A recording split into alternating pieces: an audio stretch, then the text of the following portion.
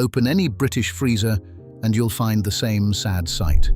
A bag of peas welded to the back wall, a mystery tub frosted beyond recognition, and half a loaf nobody quite trusts anymore. We treat the freezer like a graveyard, a place where food goes to be forgotten. But it might be the most powerful money-saving tool in your entire kitchen.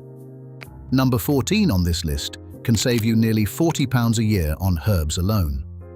Number 6 turns the cheapest mince in Tesco into something that tastes like the butcher's finest. And number 3, professional chefs swear by it, yet almost nobody does it at home. Before we start, hit that subscribe button because these 20 hacks will change how you shop, cook, and waste food forever. Let's count them down. Number 20. The flat freeze trick. Most British freezers are a chaotic Tetris of round tubs and bulging bags, all wasted air and lost space. The fix costs nothing. Whenever you freeze a soup, a chili, a curry, or leftover bolognese, ladle it into a freezer bag, seal it almost shut, then lay it flat on a baking tray and press the air out until it's the thickness of a paperback. Freeze it lying down, and once solid, you can stand these frozen slabs upright like books on a shelf. Suddenly a drawer that held 4 tubs holds 15 bags. But the real magic is the defrost. A flat slab thaws in a sink of cold water in 20 minutes flat, while a fat tub sits sweating on the counter for half a day. You'll never play freezer Jenga again, and you'll actually use what you froze instead of forgetting it. It's the simplest habit on this list, and it changes everything that follows. 19. Freeze your milk. This one stuns people. That 4-pint bottle going off before you can finish it, the one you pour down the sink every fortnight, can go straight into the freezer. Decant a little off the top first, because milk expands as it freezes, then pop the whole bottle in. It keeps perfectly for up to a month. The trick most people get wrong is the defrost. Thaw it slowly in the fridge overnight, never on the worktop, and give it a really good shake before using, because the fats can separate and look grainy. It comes back together fine for tea, cereal, and cooking. If you live alone, or you're the household that always runs out on a Sunday when the shops are shut, this is a quiet revelation. A pint of milk costs around 70 pence now. Multiply every wasted bottle across a year, and you're pouring real money down the plug hole. 18. Frozen grapes as posh ice cubes. Here's one for summer, and for anyone who hates a watered-down drink. Take a bunch of grapes, pull them off the stalk, give them a wash, and freeze them loose on a tray. Once they're solid, tip them into a bag. Drop a few into a glass of white wine, Prosecco or lemonade, and they chill it beautifully without melting and diluting it the way ice does. They turn into little sorbet-like marbles you can eat at the end. It looks like something out of a country house garden party, but it costs pennies. Children love them frozen on their own as a healthy lolly substitute on a hot day. The same trick works for cooling a flask of squash on a long car journey. Once you've tasted a Pimm's that hasn't been ruined by a puddle of melted ice, there's genuinely no going back. 17. Herbs in oil. We've all done it. Bought a bunch of fresh coriander or basil for one recipe, used a third, and watched the rest turn to black slime in the salad drawer 3 days later. At nearly £1 a bunch, that's pure waste. So chop the leftover herbs finely, pack them into an ice cube tray, and top each compartment with olive oil before freezing. The oil locks the herbs from freezer burn and seals in the flavor. When you're cooking, just pop a cube straight into the hot pan. It melts in seconds, releasing the oil and herbs together, perfect for the base of a soup, a stew, or a quick pasta. Rosemary, thyme, sage, and parsley all work brilliantly. Soft herbs like basil go slightly darker, but taste fine. It feels like a chef's flourish, but it's really just refusing to bin something you paid good money for. 16. Leftover wine cubes. This one sounds like a joke, because in most British households the phrase leftover wine is a contradiction in terms. But on the rare night half a glass survives, or you've got the dregs of a bottle that's gone slightly flat, don't tip it away. Pour it into an ice cube tray and freeze it. Those wine cubes are gold for cooking. A couple dropped into a bolognese, a beef casserole, a risotto, or a pan sauce add instant depth and richness that water simply can't. Red wine cubes transform a cheap gravy. White wine cubes lift a creamy chicken dish or a seafood pasta. Each cube is roughly 2 tablespoons, the perfect splash. You'll cook better and you'll stop feeling guilty about that bottle nobody finished. It's the kind of thrifty cleverness our grandmothers would have nodded at, turning the last of something into the start of something else. 15. Stock and gravy in cubes. Boxed stock is convenient, but it's mostly salt and water, and a carton dies in the fridge 3 days after you open it. The better way is to save the real thing. When you've roasted a chicken, simmer the carcass with an onion and a carrot for an hour, then strain that liquid gold and freeze it in cubes. The same goes for leftover gravy after a Sunday roast, the proper stuff made from the meat juices that you'd otherwise scrape into the bin. Frozen gravy cubes reheat into an instant rich sauce for a midweek bangers and mash. Stock cubes drop straight into soups and stews with a depth Bisto can only dream of. A whole roast chicken gives you a tub of cubes worth a fortnight of cooking. It's the freezer doing what the old dripping jar used to do, keeping the goodness instead of throwing it away. 14. Frozen ginger. If you've ever bought a knob of fresh ginger for a curry, used a thumb's worth and found the rest shriveled and moldy in the bowl a week later, this hack alone justifies the video. Don't bother peeling it. Just bung the whole root in the freezer in a bag. When a recipe needs ginger, take it out and grate it straight from frozen on a fine grater. It grates like a dream, far easier than fresh. The skin disappears into the pile so finely you'll never notice it and it doesn't go stringy. It thaws in seconds once it hits the hot pan. The same trick works for turmeric root, fresh chilies, and even garlic. Frozen ginger keeps for months and tastes just as bright. This is the one I promised could save you 40 quid a year, because almost everyone wastes ginger, and almost nobody needed to. 13. Citrus. You never waste again. Here's a pattern break, because this is 2 hacks in one. Whenever a recipe asks for the juice of a lemon, it's a crime to chuck the skin, because the zest is where most of the flavor lives. Before you juice any lemon, lime, or orange, zest it first and freeze the zest in a little pot.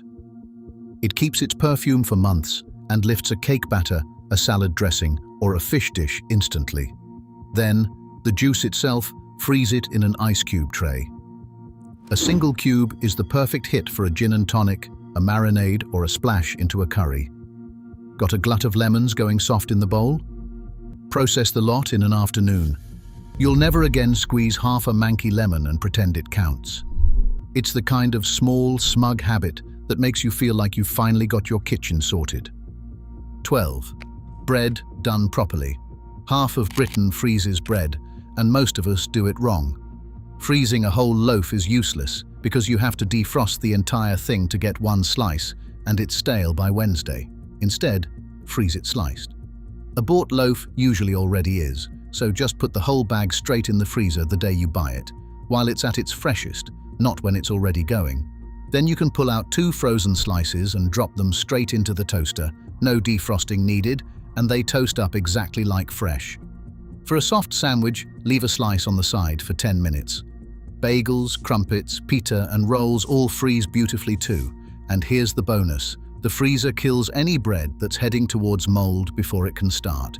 You'll cut your bread waste to nothing, and bread is one of the most binned foods in the country. 11. Grate frozen butter into pastry. Ask anyone who bakes why their short crust comes out tough, and the answer is usually warm hands and soft butter. The professional secret is brutally cold fat, and the freezer gives you it for free. Pop a block of butter into the freezer for an hour, then grate it on a box grater straight into your flour. Those little frozen shreds distribute through the flour without you having to rub them in with warm fingers, and when they hit the oven, they create tiny steam pockets, giving you pastry that's flaky, light, and short. The same trick makes the most incredible crumble topping. Frozen butter grated into flour and sugar. No rubbing in at all, just tossed together and scattered over the apples. It works for scones too, giving you the lightest rise. It's a genuine bakery technique hiding in plain sight, and it costs you nothing but an hour's patience. 10. Bananas for baking. Every fruit bowl in Britain ends the week with 2 or 3 bananas gone brown and speckled, too sad to eat, destined for the caddy. Stop binning them. Peel them. This is the bit everyone forgets, because a frozen banana in its skin is a nightmare to deal with. Then freeze the peeled fruit in a bag. Those overripe bananas are actually sweeter and better for baking than fresh ones, perfect for banana bread, muffins, or a thick smoothie. Thaw a couple and they mash to a puree in seconds. Frozen banana chunks blitzed straight from the freezer with a splash of milk make an instant ice cream that's pure fruit, brilliant for children and for anyone trying to be good. A bunch of bananas costs barely £1, and we waste millions of them a year. This single habit turns guilt into pudding. 9. Grated cheese, ready to go. A block of cheddar is cheaper than the pre-grated bags, and it doesn't have that powdery anti-caking coating, but it does have a habit of growing a fur coat at the back of the fridge before you finish it. The answer is to grate the lot when you buy it and freeze it. Add a teaspoon of corn flour to the bag and give it a shake to stop it clumping, then freeze it flat. It pours out in a free-flowing handful whenever you need it, straight onto a pizza, into a cheese sauce, or over a jacket potato. No defrosting required. It melts perfectly from frozen. Hard cheeses like cheddar, parmesan, and red Leicester freeze best. It saves money, it saves waste, and it means there's always cheese in the house for a quick toasty. For a nation that gets through this much cheddar, it's a small miracle nobody told us sooner. 8. Blanch before you freeze your veg. Here's where a bit of science earns its place. You can't just chuck raw broccoli or beans into the freezer and expect them to be any good months later, because the enzymes that ripen vegetables keep working even in the cold, slowly turning them tough, grey, and bitter. The fix is blanching. Plunge your prepped veg into fast-boiling water for 2 or 3 minutes, then straight into a bowl of ice-cold water to stop the cooking dead.